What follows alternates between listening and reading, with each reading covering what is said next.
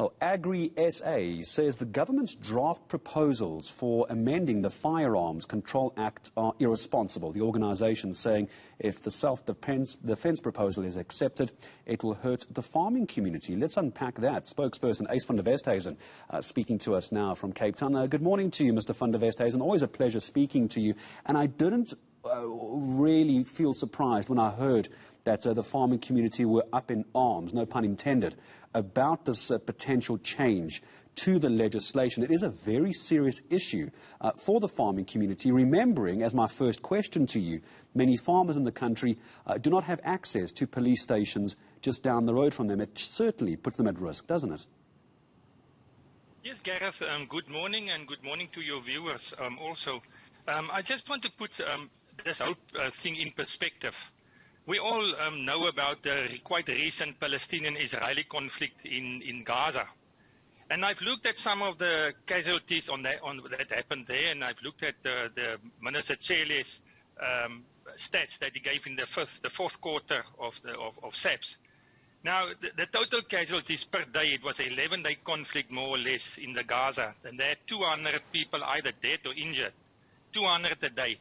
In South Africa, if you take the average of murder, attempted murder, and assault to cause grievous bodily harm, it's 510 casualties per day. This is just to give you the perspective of how crime looks in South Africa.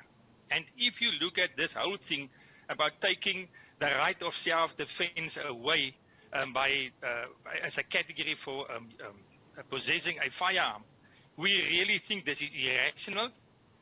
We really think this is irresponsible, and we are playing with people's lives. And Gareth, just maybe not a correction, but an add-on. This is not just a farming community. This will have an impact on thousands and thousands of South African citizens, irrespective of your ethnicity or your gender.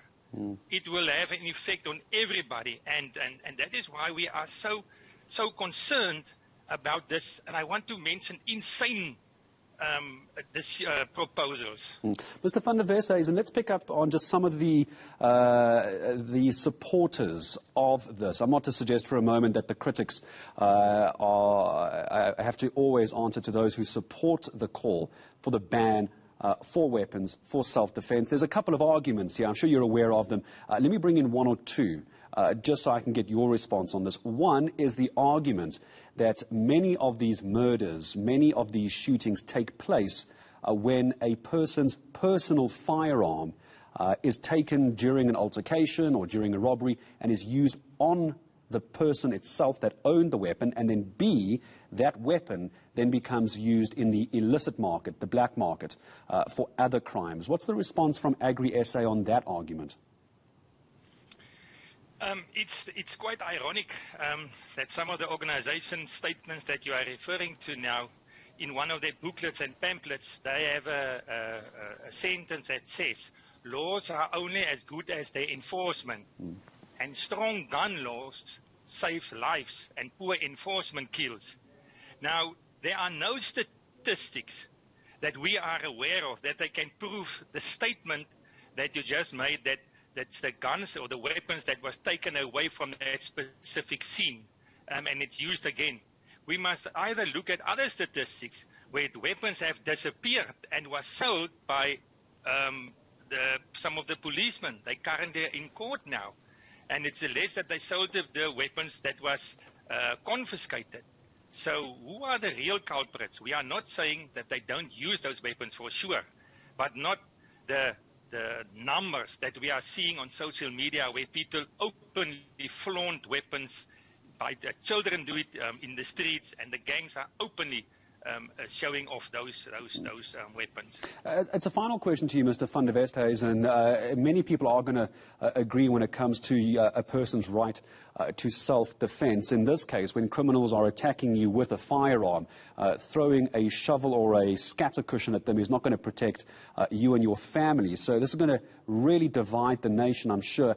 As we now wait to hear this public consultation on this potential change to the legislation, what is Agri SA going to do as far as lobbying government in the last 30 seconds that I have with you?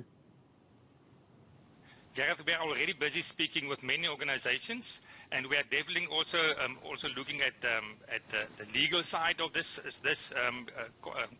concept, and we will definitely pursue this even in court if that is required. And I'm sure many people will look forward to those fights in court to keep their firearms for self-defense here in South Africa, particularly off the back of the crime stats. This is going to be a discussion that's going to divide the country, I'm sure, between the right to protect yourselves and the suggestion that having private firearms contributes to crime in the country. Always a pleasure. Agri SA, Mr. Ace van der Westhuijzen joining us this morning.